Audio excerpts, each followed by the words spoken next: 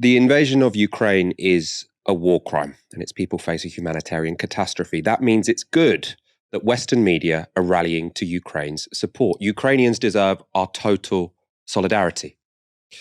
At the same time, many have contrasted how coverage of this war differs from other recent conflicts. During the Syrian civil war, there were rarely, if ever, 24-hour news coverage. And if during the illegal invasion of Iraq, you put an Iraqi flag in your Twitter handle, you'd probably get a call from Prevent. So why the difference here? Well, perhaps the biggest reason is that opposition to war is easier when your country is not the one doing the invading. There's another possible influence, though. It's race. This is how an ITV correspondent explained why Ukraine's plight matters. Now the unthinkable has happened to them. And this is not a developing third world nation. This is Europe. This is not a developing third world nation. This is Europe. A correspondent on CBS made the implication even more explicit. Now with the Russians marching in, it's changed the calculus entirely. Tens of thousands of people have tried to flee the city. There will be many more. People are hiding out in bomb shelters. But this isn't a place, with all due respect, like Iraq or Afghanistan, that has seen conflict raging for decades. This is a relatively civilized, relatively European, I have to choose those words carefully too, city where you wouldn't expect that or hope that it's going to happen. So it's partly human nature, but they are not in denial. And with all due respect, it's relatively civilized, relatively European, not like Iraq or Afghanistan, where you might expect or even hope these things would happen. Guests as well as hosts intimated towards a racial element here. Speaking to the BBC, this is what a former Ukrainian deputy chief prosecutor had to say. It's very emotional for me because I see European people with blue eyes and blonde hair being killed, children being killed every day with Putin's missiles and his helicopters and his rockets. The Telegraph didn't want to be outdone, unsurprisingly. They printed this from Daniel Hannan. They seem so like us. That is what makes it so shocking. Ukraine is a European country. Its people watch Netflix and have Instagram accounts, vote in free elections and read uncensored newspapers. War is no longer something visited upon impoverished and remote populations. It can happen to anyone. Our analysis of this conflict, this unjust, brutal war of aggression, shouldn't be, the Ukrainians have white privilege. Like, they don't in this situation, obviously. At the same time, it can't really be ignored how this conflict is being treated so differently to others. I think that you're right to say that the language of white privilege has no relevance here when we're talking about the situation of Ukrainians. But what we can do is talk about how much longer standing racist narratives have an impact on how this conflict is being understood, and then also what's been going on at the border in terms of African students, South Asian students being treated so terribly.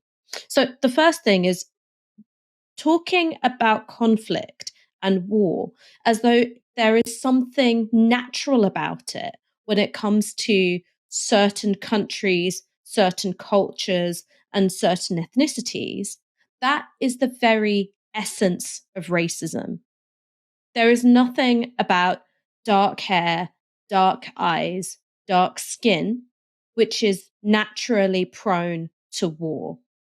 It is just as unnatural to take a life in Afghanistan as it is to do so in Ukraine or in Britain, for that matter. It is just as much an assault on humanity and the essential human dignity which all people have and which should be respected for all people.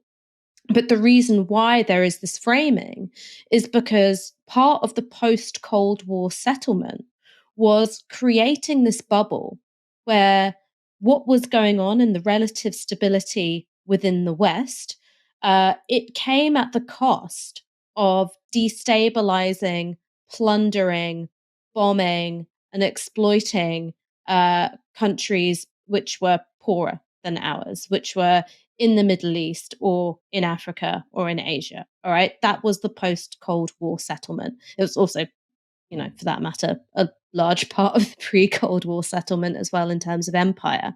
It's a way of justifying the violence which sustains a particular international order by saying that this violence is a natural characteristic of these culturally or racially inferior people. Now, one of the problems with that logic is that it never does stay contained to the wild wilderness of Africa or Asia or wherever else it might be. Throughout history, you have seen that logic of inferiority coming back to Europe in a way, which means that violence ultimately ends up visited on European populations as well. That's one way through which you can understand what happened during World War II. That was part of the racist logic of Hitler. Part of it was the territorial expansion, which took place, in France and Britain's, imperial colonies. And then another way was looking at it in terms of, these people, be they Jewish people, be they Roma or disabled people, they're here and they're disgusting. They make us weak. We've got to get rid of them. That was absolutely part and parcel of what was going on elsewhere in terms of racist hierarchies, segregation, and empire. It came back to Europe. And so I think that one of the things that we always have to be aware of is that the minute you draw this uncivilized, civilized distinction, you do it on the basis of what you think of as immutable racial, cultural differences. At some point, that boomerang is going to come back. That violence is going to come back. It's going to be visited on people who you thought were inside that walled jurisdiction of civilized, of white, of European, of blonde hair, blue eyes. Because one thing that we know about violence is that it never, ever stays contained in one zone for long.